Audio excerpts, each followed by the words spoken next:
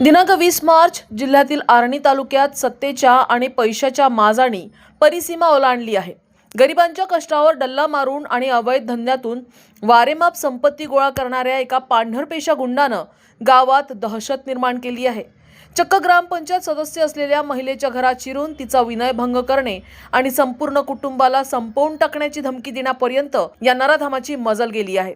नेमकं प्रकरण काय? मिळालेल्या माहितीनुसार आर्णी पोलीस स्टेशनच्या तक्रारीनुसार आर्णी पोलीस स्टेशन अंतर्गत परसोडा येथे ही घटना घडली। गावातीलच तथाकथित प्रभावशाली व्यक्ती अतुल प्रकाश देशमुख आणि अमोल प्रकाश देशमुख यांनी पीडित महिलेच्या घरात घुसून धिंगाणा घातला। केवळ शाब्दिक चकमक नाही तर पीडितेचा हात पकडून तिचा विनयभंग देखील करण्यात आला।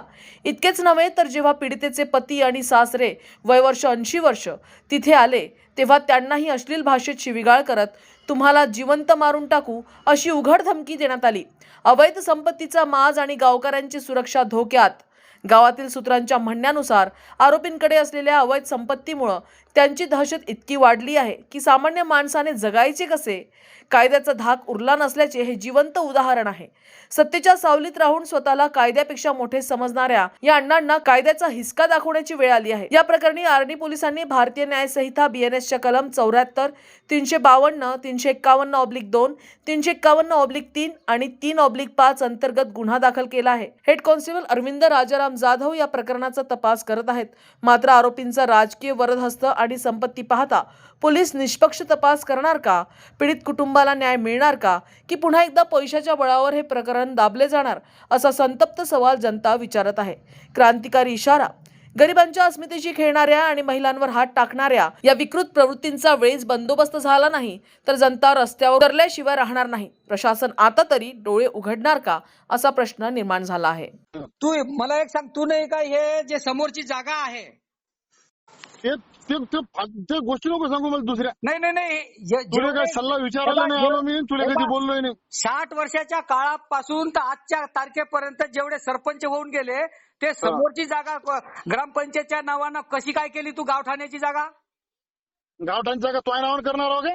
मग ते ग्रामपंचायतच्या नावानं होते का? लोकांची जागा आहे, लोकांची हे बघ, गावातल्या लोकांची मालमत्ता आहे ते तुला आता तुला तेच धंदा राहायला वाटतं लोकांना तेच भडकवत राहायचा। अरे भडकावत नाही, तू इलिगल काम करून राहिला आणि तू कर ना कारवाई।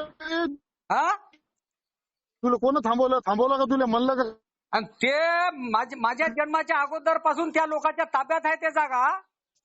तू त्या गोष्टी आणि तू एवढा तुला जे करायचं अरे तू परसोड्यात एवढा एकटाच हुशार आहे का रे तू बापू? आम्ही का सगळे तू आता बोलूच नको। तुला सांगतो मी, तो आम्हाला संबंध काय आहे? कोण लावून राहिला तू? तू आम्हाला सगळ्याला बैल समजतं काय? अरे तू कोण समजायचं काय समजा? तू फोन कसा काय लावला मला? मी तुला या संदर्भात माहिती मागून राहिलो। माहिती मागायचा अधिकार तुला काय मागणं आहे? कागले फोनवर काय बोलून राहिला? तू काय म्हणे अधिकार गाजवा म्हणून? आता अधिकार गाजवला तर हे बोलण्याची पद्धत आहे का तुझी? पद्धत हुशार झाला का? हे झाला का? तुला हुशार झाला? अरे मी का आयर गैर शब्दात बोलून राहिलो का तुला? मी तू हुशार म्हणायचं तुला काय गरज आहे? अरे नाला का तुले 1000 रुपये दंड ठोकलं ना रे हायकोर्टानं? होऊ दे ना बा। तुला कोण बोललं? तुला काय तुला करायचं करणं? तू जास्त हुशार काय करतं का? तू आता थांब, तू घरात तिथं थांब। कोकणीच्या आलो 2 मिनिटात झालो। थांब, ये तू इथं बोलून राहिला तू कोकणीच्या? ये थांब आलो। ये